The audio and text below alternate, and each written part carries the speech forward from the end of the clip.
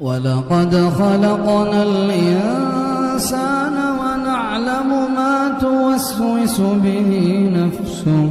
ونحن أقرب إليه من حبل الوريد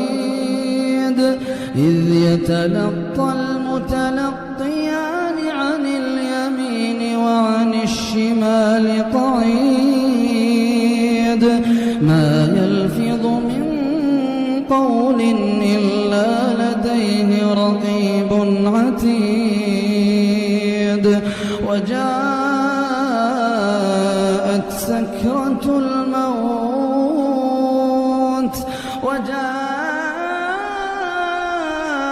سكرة الموت بالحق